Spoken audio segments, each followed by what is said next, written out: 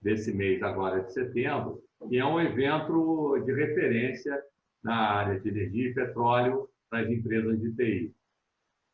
A gente já tem muito orgulho de dizer que nós estamos na décima edição dele, sempre muito procurado, com muito sucesso. A CESP, como não poderia deixar de fazer diferente, montou uma plataforma de apresentação inovadora, de modo que os associados podem se beneficiar muito dessa participação, né?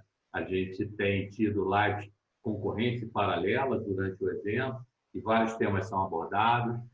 Todo mundo que tem acesso a toda a grade. E o Bruno, da CESP, vai passar para vocês aí no chat onde se inscreve, como é que se inscreve, como é que confirma a participação no PetroTIC, que vai ocorrer dia 22 a 23 de setembro agora.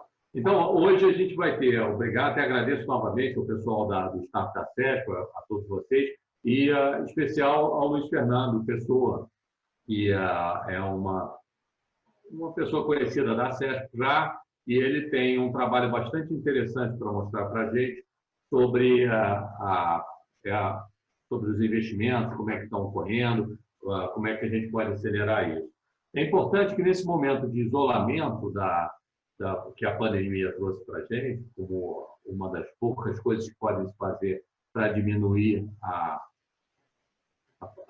curva, achatar a curva, né? É uma medida para que a gente possa transcorrer com o menor número de problemas dessa pandemia.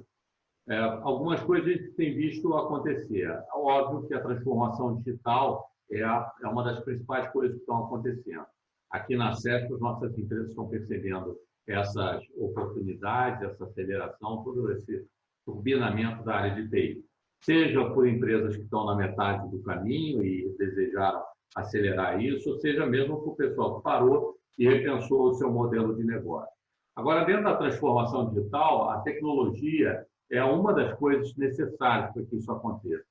A outra coisa necessária é essa nossa forma de se comunicar, essa forma de compartilhar, é o que o mundo chama de rede, né? Uma comunidade. E a CESP Rio de Janeiro é uma comunidade, né? A gente tem estudos de alguns cenários que são ditos, já foi dito até aqui, dentro de alguns encontros, que existem possibilidades mais pessimistas para o comportamento da sociedade e da pandemia, que seria o cenário de achatamento da pandemia, propriamente dito, da curva da pandemia, e ela durar um tempo maior do que o previsto, sem o aparecimento de uma vacina eficiente, como se diz, em 1 ou 2 anos.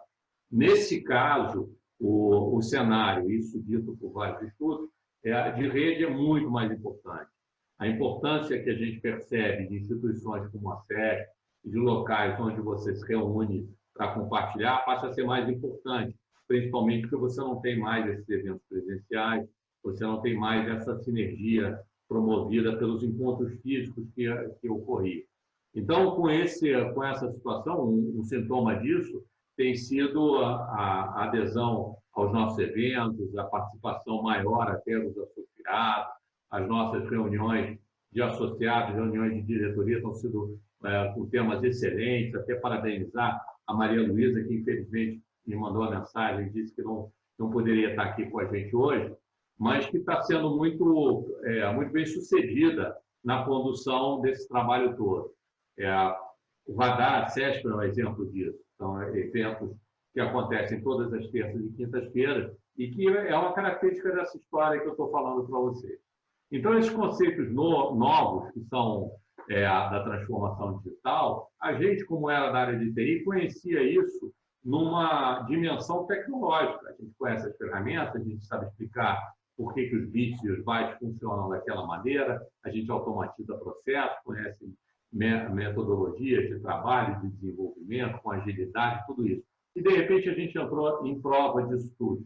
Né? A gente entrou usando tudo isso na prática e aplicando isso de uma maneira muito acelerada. Né?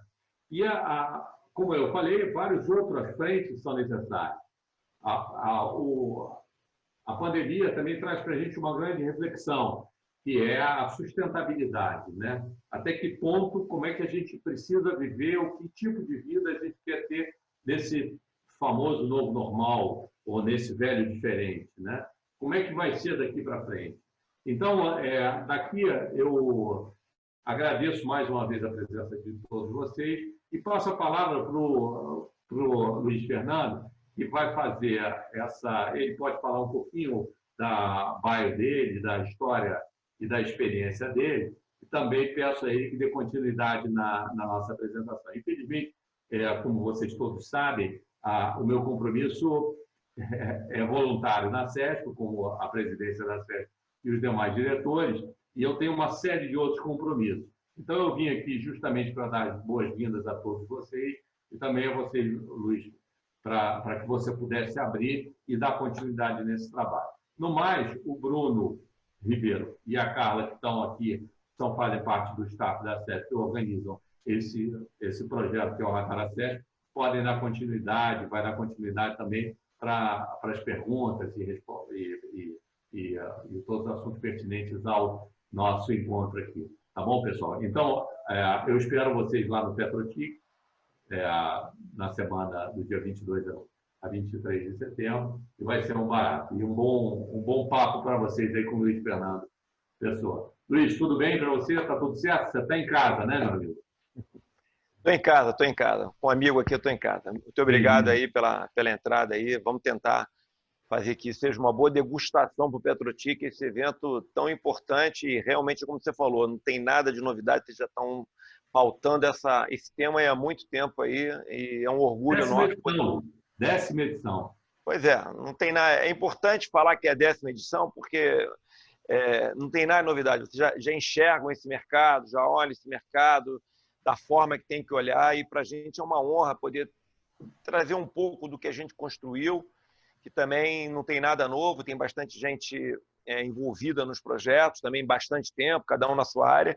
E eu vou tentar tocar um pouquinho da nossa experiência, do que a gente fez, como a gente pensa. E a conclusão é dizer que a gente precisa estar junto. Isso não tem a menor dúvida que a gente, às vezes, tenta tirar da inovação a tecnologia. Mas não existe. Quer dizer, ela faz parte do motor muito forte. Ainda mais da forma que a gente está tocando, que a gente quer pensar na inovação. E vou tentar dividir aqui uma tela para mostrar para vocês um pouco do que a gente pensa, como a gente começou a construir, para a gente chegar nesse tema tão importante na startup. A startup tem uma construção de estratégia bem alinhada sobre esse tema. Vou dividir a tela aqui com vocês. Bom dia a todos aí, estou vendo o pessoal da Rede Petro chegando. Carlos Eduardo aqui é o nosso presidente da Rede Petro, fazendo participação com a gente, Márcio. O Milbert é um parceiro nosso importante também, então estão prestigiando aqui a reunião que eles também divulgaram lá na nossa rede.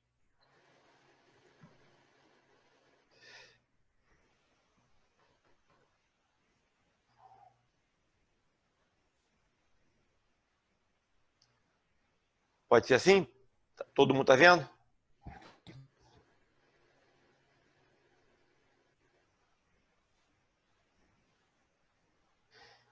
Bom, vamos lá. O tema hoje da reunião que me passaram, né, é startup no ambiente de energia. Quando a gente quer falar de startup no ambiente de energia, é isso que eu estava falando com o Márcio. O Márcio está há 11 anos, né, o evento dele, mas com certeza começou antes. Nós estamos falando do UFRJ, que ontem comemorou 100 anos. Nós estamos falando do NT, que vai fazer 100 anos. Nós estamos falando que a inovação no Brasil, apesar de muita gente achar que é muito novo, ela já vem navegando por bastante tempo. Então, nesse momento que a gente vai construir alguma coisa, a gente não pode pegar essa construção que foi feita e trouxe grande resultado. Hoje nós somos protagonistas no tema, não é à toa. Então, a gente leva em consideração toda essa construção que a gente teve e, inclusive, a valorização da pesquisa que hoje em dia veio com bastante força, não só da pandemia, como também para solucionar a questão das próprias startups no ambiente de energia. Eu queria começar aqui, eu vou mostrar um pouco do que é o DIS, né? O DIS é um gestor de inovação, ele tem um foco muito definido na formação, no desenvolvimento das startups, que é criar valor para a startup. A startup tem que criar valor para ela ser sustentável. O nosso conceito de sustentabilidade é um conceito de unir a tríplice hélice e criar uma perenidade um pouco maior, um pouco mais sustentável mesmo. É o conceito sustentável clássico. E outra coisa que a gente coloca bem na nossa formação é a aproximação dos investidores. Os investidores são importantes para a construção das startups e incluir na cadeia produtiva. Então, quer dizer, nós temos 3 vertentes muito fortes na nossa construção, que é criar valor, aproximar dos investidores e incluir na cadeia produtiva. Eu trago aqui uns dados que, no primeiro momento, são interessantes e preocupantes. Nós estamos na 11ª posição de pesquisa, né, e produção de pesquisa científica no mundo, né? É interessante esse número tão importante no Brasil e apresenta esse novo quadro aqui, que é o ranking da inovação. Nesse caso aqui, nós estamos em 66º, quer dizer, então o que acontece? É uma discrepância muito grande entre o que se pesquisa e o que vira inovação. Inovação no movimento clássico, na concepção clássica, é aquilo que vai a mercado. Então, a gente tem muito que melhorar a partir do momento que existe tantas pesquisas. Então, existe pesquisa aqui, mas tem uma conversão muito baixa para a inovação. Aí, os fatores que mais colocam como dificuldade. O custo da inovação, que é caro, né? Porque você tem aquele modelo da inovação para pesquisar, a burocracia é um tema muito importante. A própria mão de obra qualificada para a inovação ainda ela é muito jovem, ou então não dedicada a tanto. Então, precisa ter uma mão de obra dedicada. A falta de incentivo de político, que já está começando a diminuir esses fatores, e a falta de confiança no ambiente também, que já está começando a diminuir. Isso são cenários construídos que mostraram aquele resultado. Esse aqui, eu cito esse exemplo, é um exemplo triste, mas é um exemplo real, que foi exatamente o timeline aqui do rompimento da barragem de Mariana. Foi 2015, fez um projeto, foi submetido, 2017 foi aprovado, só 2020 foi liberado o recurso. Quer dizer, essa é a morosidade, aquele resultado daquele histórico, mostra um pouco esse quadro que trouxe como exemplo para mostrar como é que é a nossa realidade. Quando a gente coloca a estratégia do DIS, agora que ela foi dentro do projeto de startup para a energia, o que a gente incluiu naquela estratégia do DIS para entrar para o mercado de energia foi colocar que a gente tem que entrar para ciência, tecnologia e empreendedorismo, não tem jeito, mas o nosso foco era exatamente aquele quadro da pesquisa e da patente, é criar a maior conversão de pesquisa em patente. Esse foi o foco do DIS, é o foco da Rede Petro hoje, para a gente conseguir transformar as pesquisas em nota fiscal e negócio. E como vai fazer isso? Em que movimentação a gente tem que trabalhar? Uma integração da universidade, do estudo de pesquisa com a indústria, startup. Tem que haver uma aproximação, mas é uma aproximação perene, sustentável. Os pesquisadores mais perto da demanda. Quer dizer, existe hoje muita pesquisa, mas ela não vira patente. Por quê? Será que eles estão fazendo as pesquisas em cima das dores? Será que as dores estão chegando a ele? Quer dizer, tem que haver uma aproximação. Então, empresas enxerguem a academia como parceiro de solução, quer dizer, olhar mais as dores das empresas, entregar para a academia. A academia, sendo aguçada às dores, ela vai entregar a solução. E o investimento público, existe um valor impressionante de PDI, que sabendo alinhar bem esse recurso, ele pode trazer resultado expressivo, com mais objetividade. E cada vez mais a própria ANP soltou o projeto prioritário em setembro do ano passado, que facilita muito a cadeia produtiva da inovação a usar o PDI nesse movimento. O DIS olhou a sua equipe e olhou que a gente tinha que ter 3 tipos de equipe e também não teve que mudar muito na estrutura da equipe.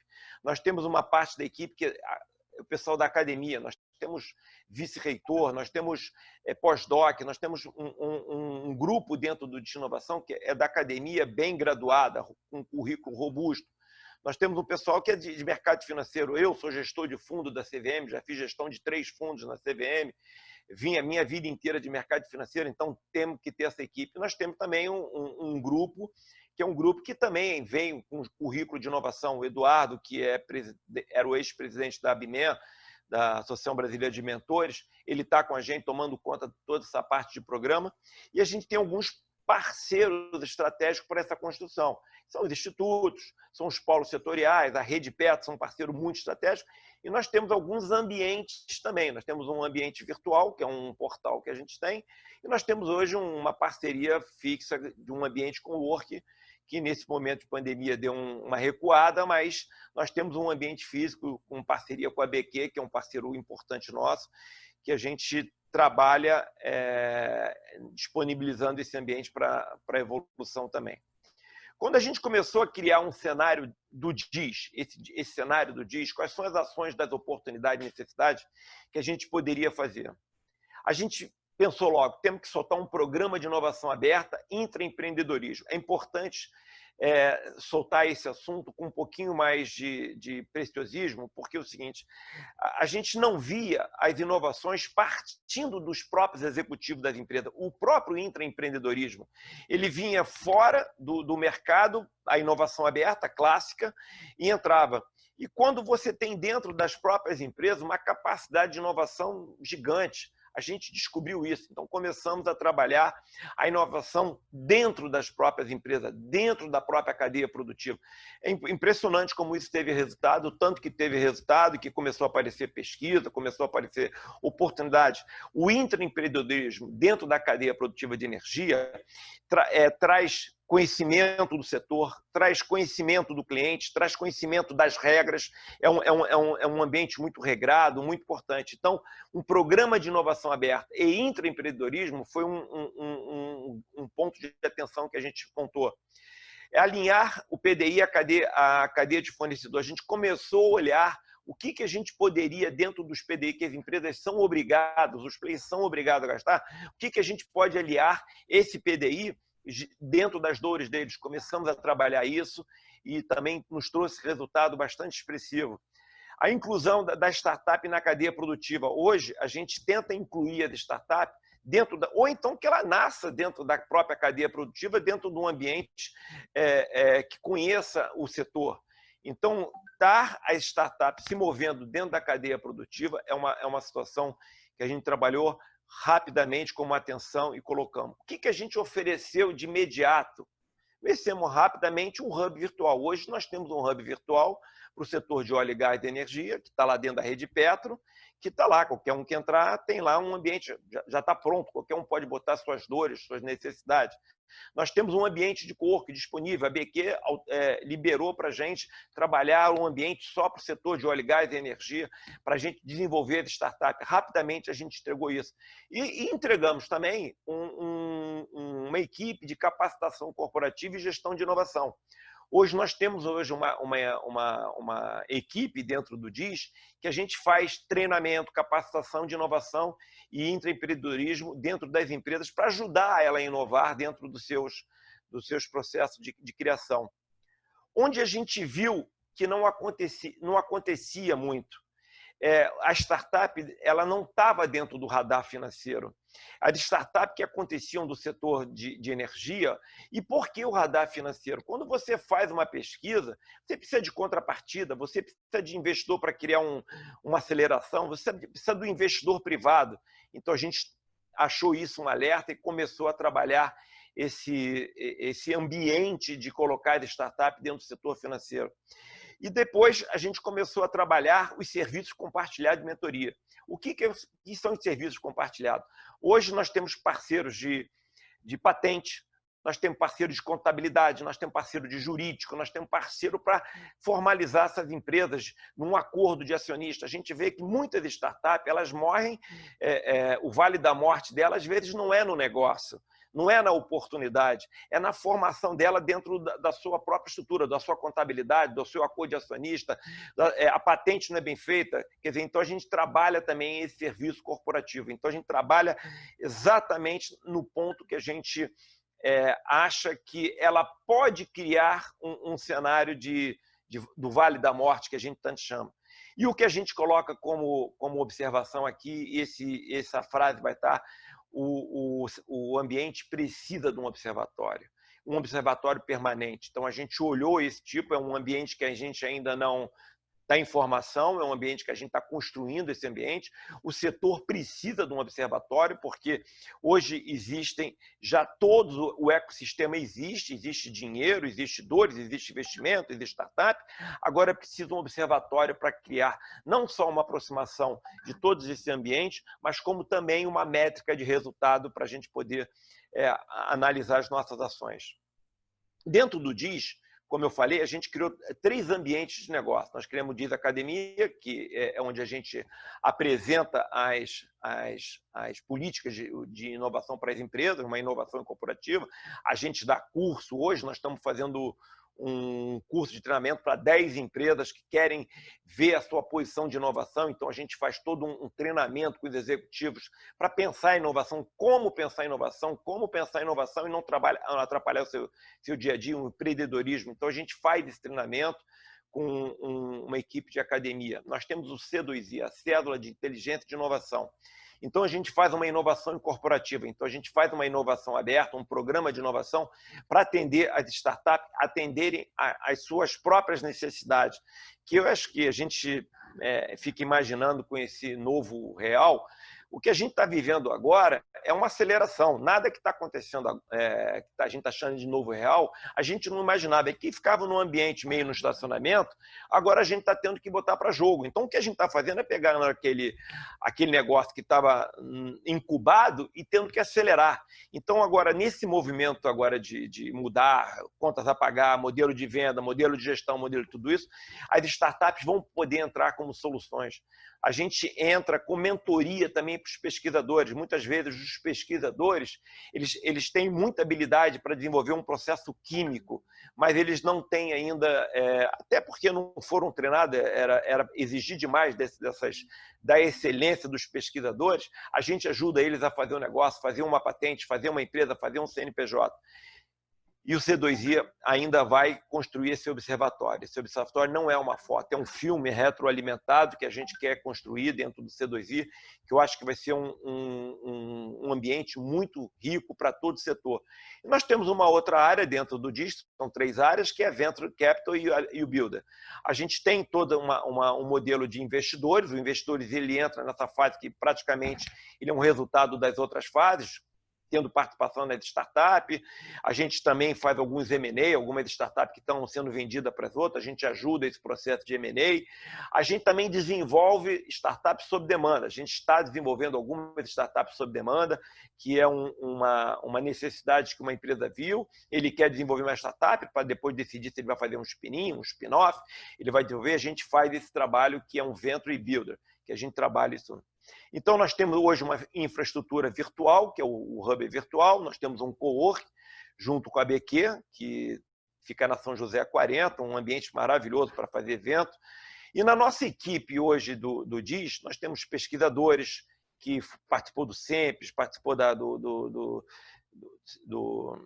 núcleo de inovação na Bahia, nós temos mentores, gestores acadêmicos que foram vice-reitor, nós temos professor, gestor de projeto, eu sou gestor de fundo, nós temos analista de investimento. Quer dizer, a nossa equipe ela é bem multidisciplinar para atender essa demanda que a gente acha que é necessária para entregar as startups que a gente coloca. E a gente tem os parceiros estratégicos importantes. Nós temos o INT e nós temos a Rede PetroRio, que é uma associação de empresários da cadeia produtiva, que faz um trabalho fantástico, que olhou a inovação como um protagonismo da sua própria gestão, e a gente tem ajudado um pouco a isso ser uma verdade.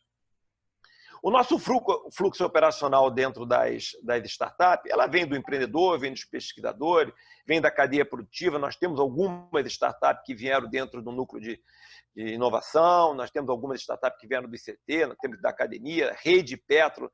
Nós, nesse movimento, algumas empresas estão desenvolvendo a sua startup, alguns ambientes, alguns polos industriais estão também desenvolvendo startup. E como nós temos um hub virtual, nós estamos sempre recebendo ambientes de oportunidade de startup. No nosso desenvolvimento, aí que vai aquele modelo, né?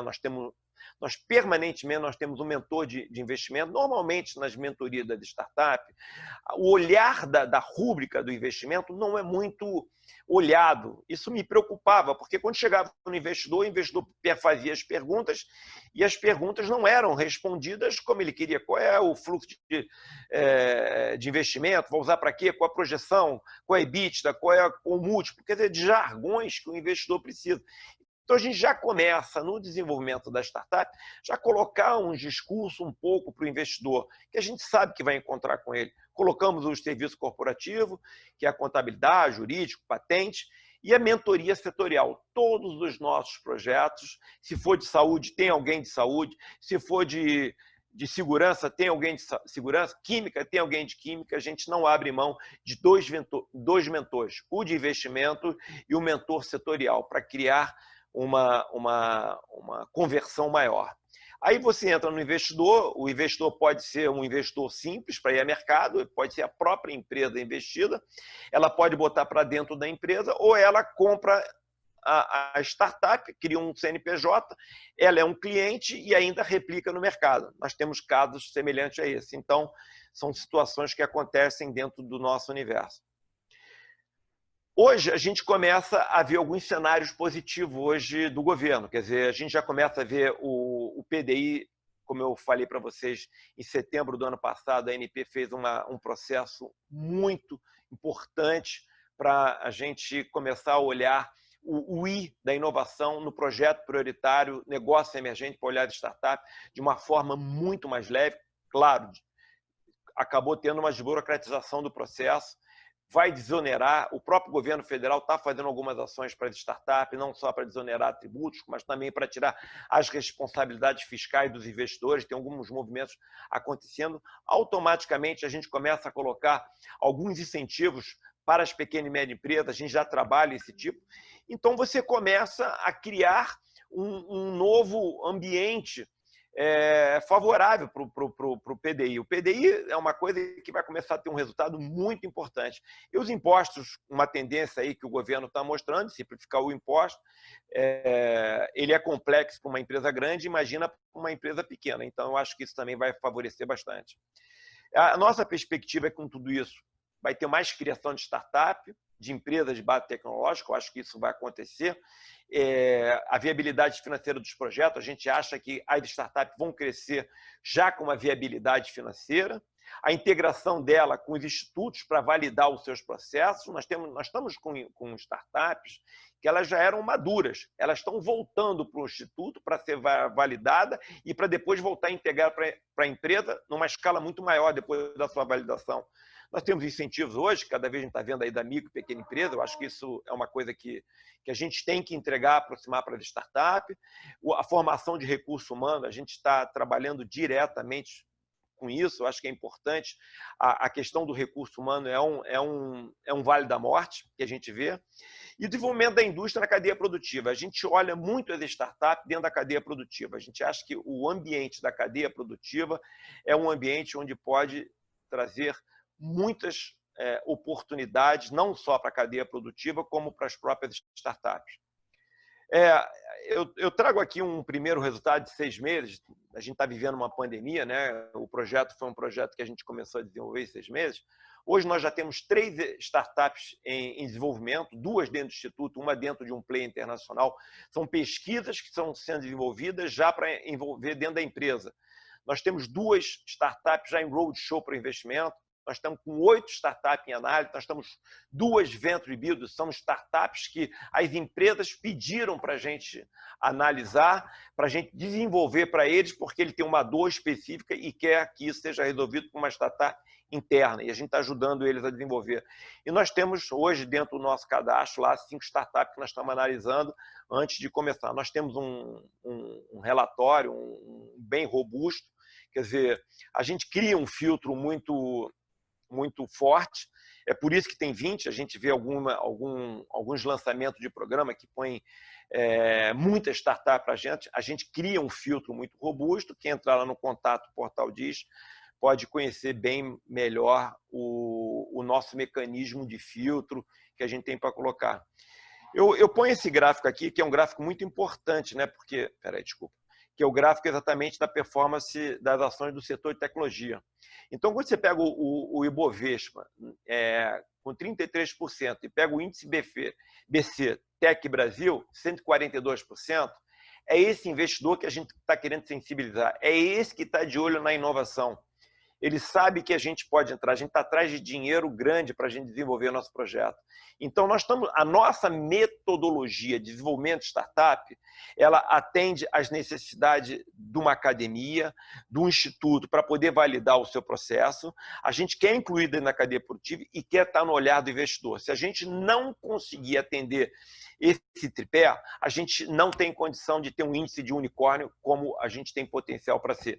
Então, eu estou de olho nesse investidor, a gente está olhando, falando para esse investidor. É uma mudança radical, às vezes tem startup até que desistem, mas a gente não abre mão de você estar sendo criado, estar sendo desenvolvida com esse olhar do investidor. Porque existe um mercado crescendo, a Bolsa de Valores é commodity hoje, ela tem muito produto acabado. Eu acho que se a gente achar esse mercado, eu acho que a gente vai estar mobilizando um nível de investidor com ticket muito interessante para investimento. A gente tem aqui o case de sucesso. A Rede PetroRio, para a gente, é um case de sucesso, a gente tem muito orgulho. Eu sou diretor de inovação e novos negócios e, em nome do presidente, Carlos Eduardo, ele foi um cara que deu essa oportunidade, deu essa oportunidade da gente criar. Eu acho que a Rede PetroRio ela é um exemplo em relação ao mercado sobre a responsabilidade que ela tem com a cadeia produtiva. Então, ela rapidamente, a gente soltou um programa de inovação, a gente criou um laboratório social de inovação para as empresas que queiram colocar. Quem entra lá no redepetrorio.com.br, Hub de Inovação, você vai encontrar alguns links. Programa de inovação, um laboratório social de inovação. Se você tiver algum projeto de inovação social, tem um ambiente. Se você tem um projeto de PDI, tem um ambiente. Você tem um novo negócio, você tem lá um ambiente só para treinamento de inovação. Nós fizemos uma semana de inovação, a gente conseguiu chamar as pessoas mais formadoras de opinião, que a gente olhou: academia, cadeia produtiva, IBP, ANP, empresas multinacionais de tecnologia. Nós conseguimos chamar pessoas de fundos, a gente conseguiu chamar todo mundo para mobilizar, para ouvir. E foi muito importante. Hoje a Rede Petro tem parceiros importantes. Nós temos hoje o INT, tem a ANP, o IBP. Hoje faz um trabalho, a Economia do Mar, o Cluster de Tecnologia do Mar, é uma parceria muito próxima, que eles reconhecem da gente um ambiente fértil de oportunidade, fértil de soluções, porque é um mercado que está crescendo. A economia do mar é uma nova economia, o Rio de Janeiro é um protagonismo nesse ambiente. A Codemar, lá em Maricá, é um parceiro importante com a gente, estão desenvolvendo um núcleo de inovação muito importante, a gente está sempre junto. O Sebrae é um parceiro, a gente nasceu dentro do Sebrae, então o parceiro está sempre nos ajudando, sempre participando, sempre mostrando. O Sebrae não falta um, é um parceiro muito importante, a Firjan também tem sido um parceiro bastante constante, a BMEC, quer dizer, a Rede Petro, ela é uma conexão de oportunidade.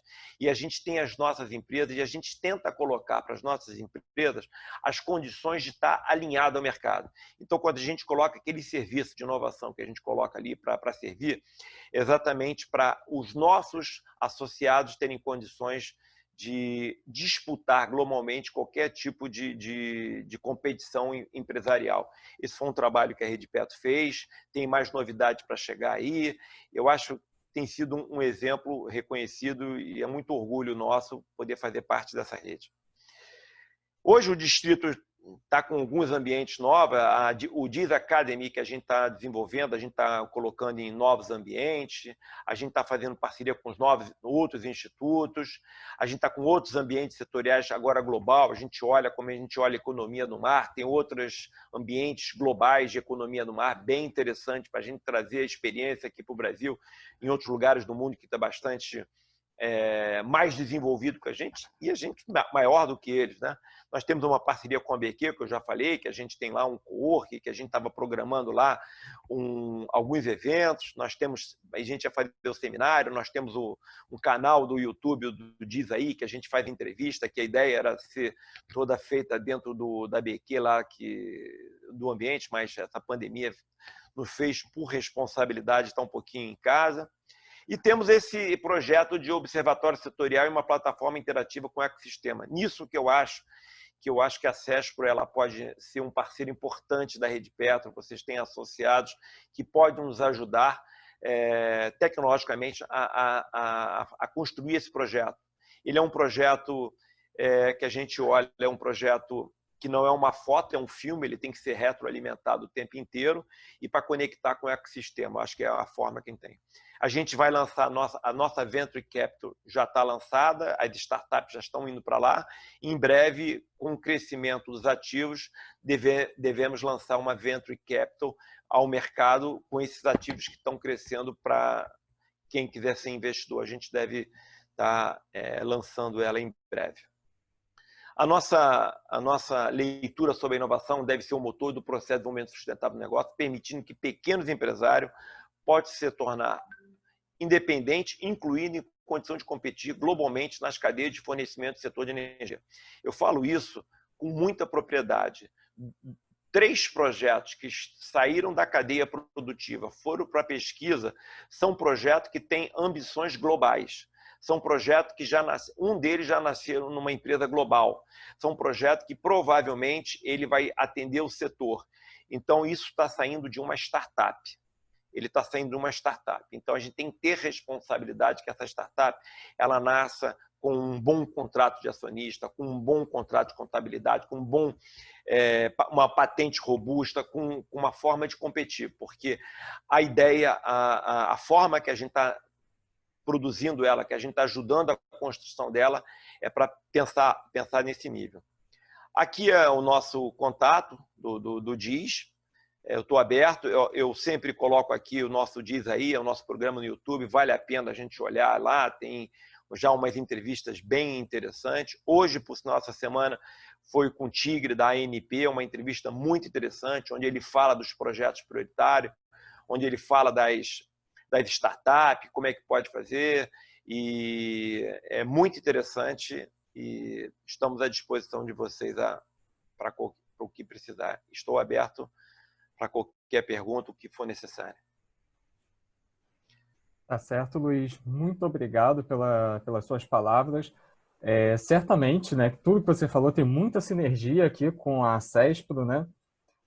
E só antes da gente ir para as perguntas, eu queria falar aqui de um benefício extra que a gente vai dar aqui em relação ao PetroTIC, que o Márcio falou, que a gente vai fazer agora a edição de 10 anos comemorativa. E as pessoas que estão participando aqui com a gente agora, eu vou colocar no chat um link com desconto de 50% na compra do ingresso, que vai ser válido até hoje às 8 horas da noite. Tá? Então, eu estou colocando aqui agora. Então, quem quiser, é só aproveitar aí o link especial e exclusivo para os participantes aqui deste radar. E a gente teve aqui uma pergunta do Daniel Damasceno, que ele pergunta se você poderia falar mais das chamadas específicas para startups, se existem editais com desafios específicos para isso? Bom, a gente optou por fazer um programa. Nós temos um programa de inovação aberto. A gente não deixou ele por ciclo, como muita gente faz, deixa aberto. O nosso programa ele é permanente aberto, está aberto lá. Quem entrar no nosso site vai ver o programa de inovação. Basta entrar e tem lá programa de inovação e você entra e lá tem um cadastro e se inscreve e fica à vontade. A gente também tem um pouco de mentoria individual, a gente também tem inovação aberta, a gente estuda pesquisa, quer dizer, a gente olha a inovação sobre vários temas. E se você entrar lá tanto na Rede Petro quanto no DIS, você vai conseguir se posicionar porque é bem explicativo lá os ambientes. Então, nós temos um programa aberto de inovação, inclusive está aberto agora. Tá? Legal. Alguém tem mais alguma pergunta? Pode ligar a câmera, a voz, pode falar aqui diretamente com a gente, ou se preferir pode usar o chat.